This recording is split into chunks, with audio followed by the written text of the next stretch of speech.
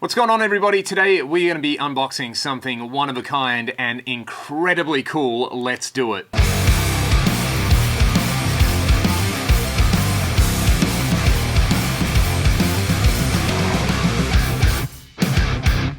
So as you can see, big box, nice and heavy. It's roughly the shape of, I don't know, some piece of guitar gear you guys might recognize.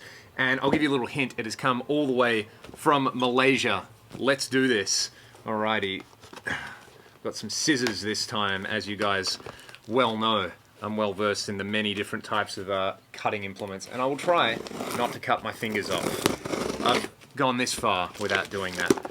Ooh, there's a lot of packing peanuts in here. This is exciting. All right, look at that. Lots. Well, they're not actually packing peanuts. They're, what would you call those? Cylinders? Yeah? Little cylinders full of things, and ooh. Oh, this is exciting. That's cool. It looks like there's a t-shirt in there, which I did not expect. I'll just put that over there so I don't spoil the surprise.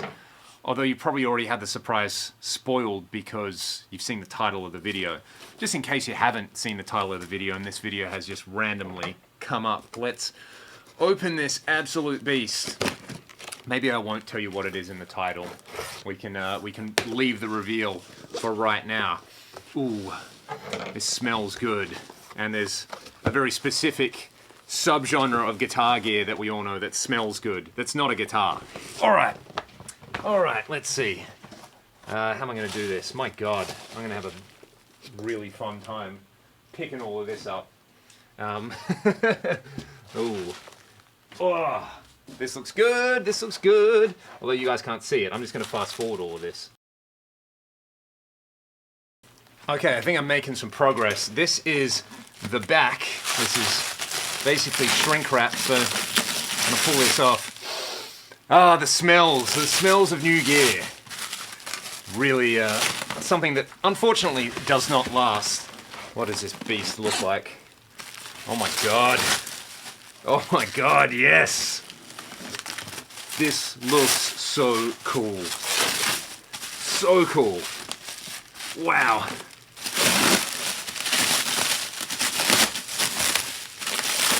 I feel like a kid unwrapping my peanut butter sandwich for lunch when I was in primary school. Actually, I'd usually oscillate between peanut butter and then Vegemite sandwiches.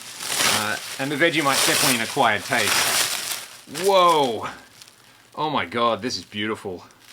This is unbelievable. Check this out. This is the first Cherrytone molecular amp. Let's have a look at the back. What have we got here? So there is an effects loop. Nick put an effects loop on there. That's awesome. There's a couple of little switches on the back. Exposed bias points, which everybody should be doing, in my opinion. I don't know if you guys can even see this, but what have we got? Power, fuses, bias points, speaker outs, speaker impedance selector, a return level on the effects loop. That looks like a loop bypass. And there's a little special switch on the back. And then on the front panel, oh, this is so cool. It smells like tubes. I love it. What do we got on the front panel? We've got high and low inputs. We have a 3-way edge switch and a 3-way error switch down here. There's gain, master, treble, middle, bass, presence, depth, and the Girth Control, which is something that Nick added as my suggestion. So the molecular is based on an incredibly infamous variation of a modified Marshall circuit. So Cherrytone make the Chupacabra and the Yeti, and this is kind of a riff on those two amps. Not going to name any names because now we're going to hear this majestic beast, and I'll fire it up. I'm so excited to try this thing. And you can actually blame the Axe Effects because one of my favorite Axe Effects models was inspired by the same circuit, so I can't wait to try it and A/B it, and this is a really good day. This is my first full Cherrytone head. You guys would have seen the demo for the Son of Yeti, and I loved that thing, so I cannot wait to try this. Let's do it. So we're going to hear this thing now. As I'm playing, I'll try to talk through a couple of the design things that Nick and I went back and forth about, but I'll save that for sort of like an in-depth demo of this amp. For now, I just want to dial it in because I haven't actually tried it yet. So I've plugged my PRS SC245, my favorite guitar, straight into the high input of this amp, and then it is going to my cab room where I have my Marshall tall vintage cab with Celestion greenbacks. I believe they're 25-watt greenbacks that I have mic'd up with a Shure SM7B microphone. Great mic on guitar cabs, by the way. So what we're going to do is start with all the switches in the middle, and I've got all the controls on 0. Let's just check that this thing actually works. I've got the master volume and the gain control at 9 o'clock, and I'm just going to fiddle for a little bit, and then I'll tell you where I'm at with it all.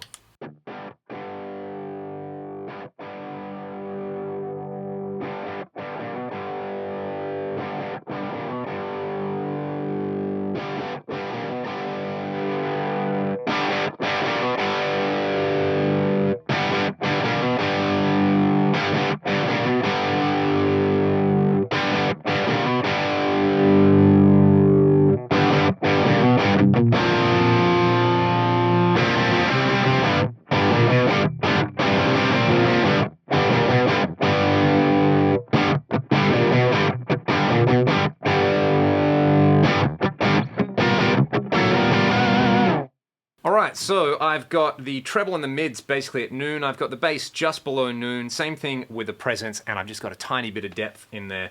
I got the master at noon and the gain just below noon. So it sounds like an amp so far. The edge switch, I believe, brings in 2 different types of bright cap, and then we have an error switch which is going to bring in 2 different gain modes, actually 3 different gain modes because we're in the middle and there's a left and a right position, and then there is a character switch on the depth control, which is actually set to the right. I'm going to set it in the middle. Let's hear that.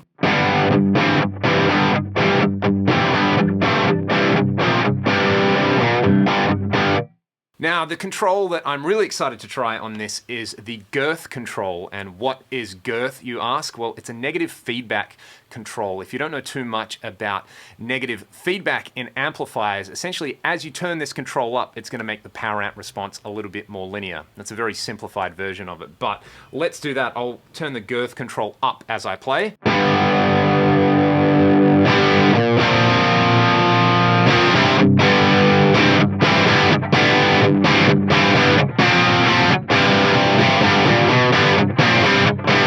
And there it is. That kind of brings in that classic British character that we love. That's with the Girth Control just below noon. This is an awesome guitar sound. I like it quite a lot. I'll try the middle pickup on this, or the middle position, which is both pickups on.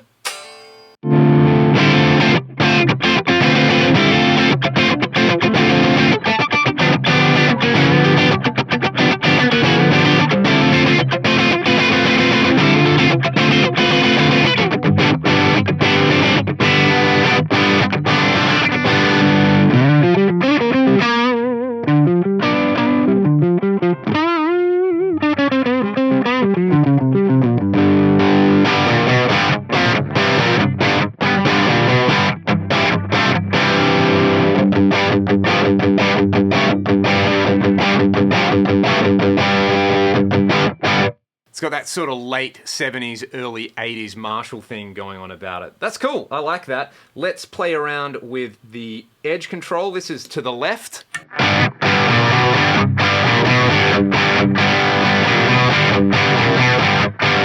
Oh, that is nasty and aggressive. I like that. And then to the right.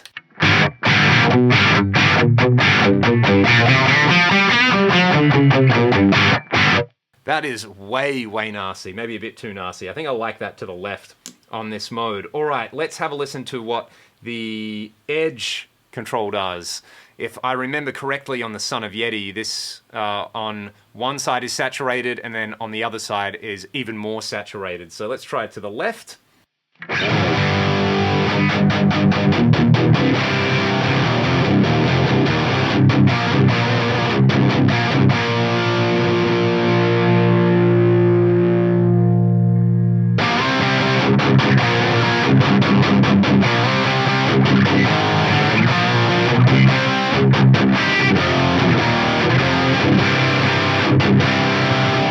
Oh, I think that's the sound I bought this amp for. That's amazing. Let's go to the right.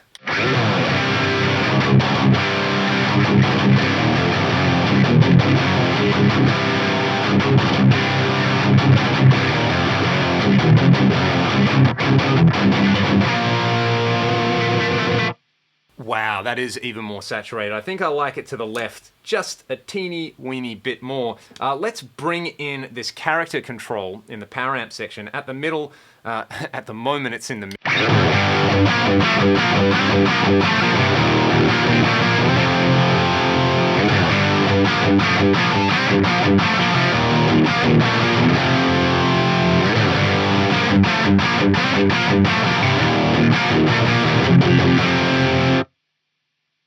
They all sound a tiny, tiny bit different. It's probably a little bit hard to tell. It changes the feel more than anything. I think I liked it to the left.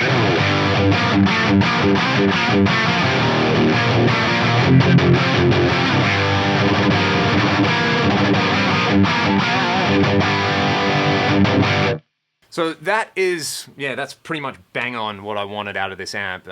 If it only does that one sound, I'm a very, very happy man. But let's try something. I want to turn the depth up, and I'm going to bring the girth down so there's almost no negative feedback.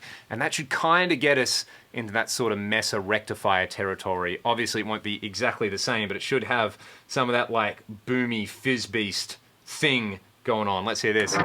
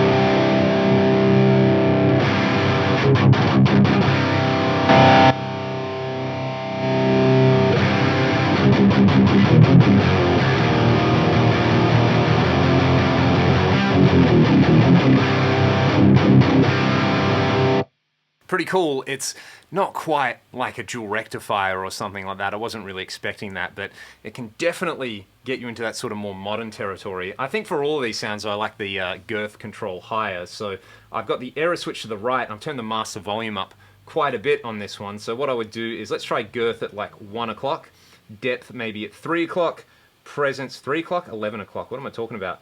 Presence at about 11 o'clock. I'll have the bass at about 9 o'clock. The mids, let's take those to about 3 o'clock, and the treble at about 11. This should sound pretty cool.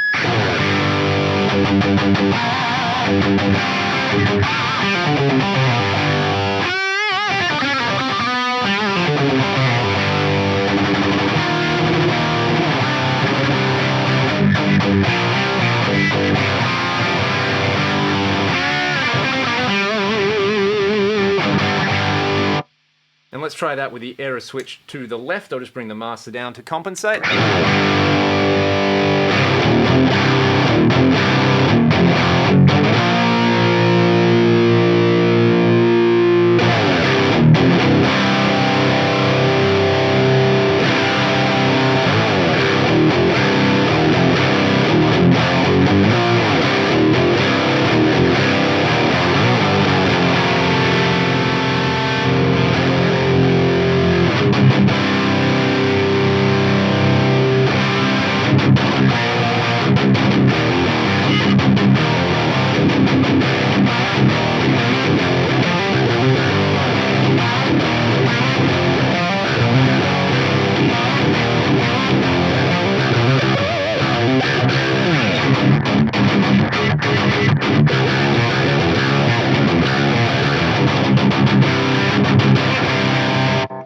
It's pretty sick. I think I have to play around with this a little bit more sort of to get used to what all the controls are doing. But yeah, girth is very, very girthy. I like the way that's working. There is a trimmer on the back that I haven't played around with yet. I need to spend a little bit more time with this amp so that I can do a sort of more in-depth demo for you guys. But so far, I'm so happy.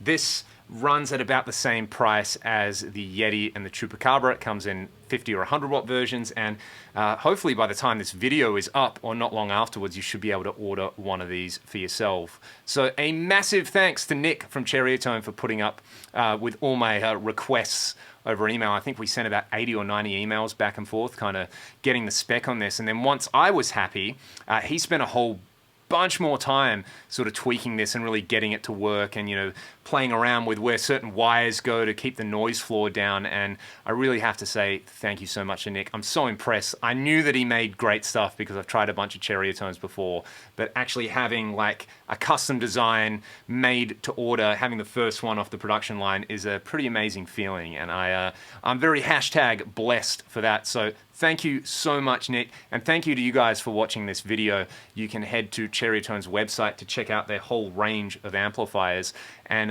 yeah, you can go and buy, hopefully, you can go and buy yourself a molecular or something really, really similar to this. It looks amazing, it smells amazing, and it sounds amazing. I'll put some more clips up later in the week. Until then, peace out, dudes.